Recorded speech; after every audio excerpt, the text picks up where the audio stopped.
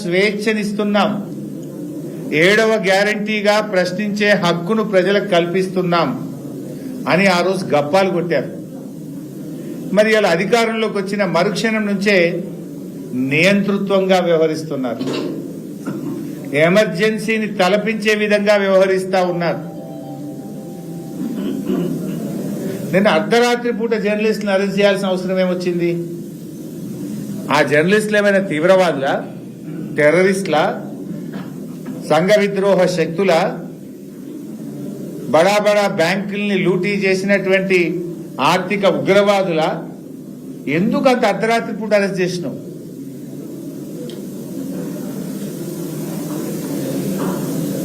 వాళ్ళు నోటీస్ ఇవ్వచ్చు, పిలవచ్చు కదా.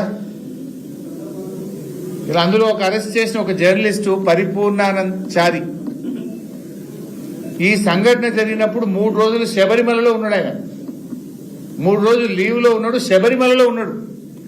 ఈ విషయంతో సంబంధమే లేని చారిని అర్ధరాత్రి పోయి అరెస్ట్ చేసుకొచ్చేది. అంటే మీరు ఎంత నియంతృత్వంగా, ఎంత ఏకపక్షంగా చేస్తున్నారనడానికి ఉదాహరణ ఇది. వీళ్ళ మీద ఎస్సీ ఎస్టీ కేసు పెడదామని ఆలోచన చేసిండ్రు. అరెస్టు చేసిన జర్నలిస్ట్ లో సుధీర్ ఒక దళిత బిడ్డ.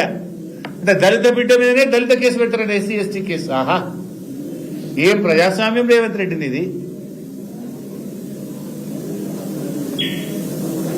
నేను అడుగుతున్నా, ఇవాళ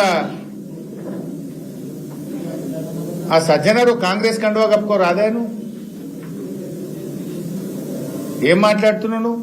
మీ డీజీపీ నువ్వు, మీరు మీ కాకి బుక్ ఏం చెప్తున్నది? మేము చట్టాన్ని అమలు చేస్తున్నాం. మరి ఆనాడు కేటీఆర్ గారి మీద అడ్డగోలుగా మంత్రి సురేఖ మాట్లాడినాడు, నీ చట్టం ఏమైంది? ఆ రోజు కూడా బాధపడ్డది ఒక మహిళనే కదా. ఆ రోజు అడ్డమైన ఆరోపణలు చేస్తే, మీరు కేసులు పెట్టకపోతే, మీ ప్రభుత్వం చర్యలు తీసుకోకపోతే కేటీఆర్ గారు ఆవిడ మీద సూట్ ఫైల్ చేసినారు. సురేఖ గారి మీద కేటీఆర్ గారు కేసు వేసినారు. ఏం కేసు అంటే మన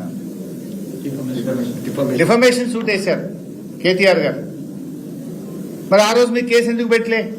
ఆ రోజు నీ చట్టం నిద్రపోయిందా సజ్జనార్? ఆ రోజు కాకి బుక్ పనిచేయలేదా సజ్జనార్?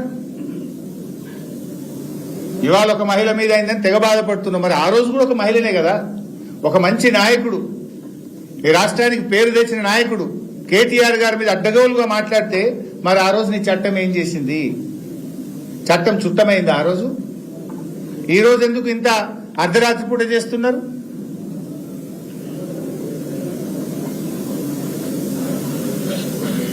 మరొక మంత్రి, ఆయన కుమారుడు, ఆయన కంపెనీ అర్ధరాత్రి పూట పోయి హైదరాబాద్ లో బౌన్సర్లను పెట్టి భూములు కబ్జా చేసిండ్రు. మరి ఆ రోజు నుంచి ఈ రోజు వరకు ఆ మంత్రి గారి కుమారుణ్ణి గాని, ఆ మంత్రి గారి కంపెనీ రాఘవ కన్స్ట్రక్షన్ లో ఒక్కరిని కూడా ఎందుకు అరెస్ట్ చేయలేదు? దాని మీద ఎందుకో సిట్ అయ్యారు? పట్టబగలు ఒక పేదవాడు, సామాన్య ప్రజల భూమిని కబ్జా చేస్తే, కోట్ల రూపాయల భూమిని హైదరాబాద్ నడిబొడ్డున కబ్జా చేస్తే, ఆ రోజు చట్టం ఏం చేసింది? దాని మీద ఎందుకు సిట్ అయ్యారు? దాని మీద ఈ రోజు వరకు ఎందుకు అరెస్ట్ చేయరు? అర్ధరాత్రి పోయి పట్టుకురావచ్చు కదా మరి వాళ్ళు. కానీ అక్కడేం చేసిండ్రు? పాపం నిజాయితీగా వ్యవహరించిన ఒక సిఐ గారిని బదిలీ చేసింది 24 గంటల్లో. ఆయన పేరు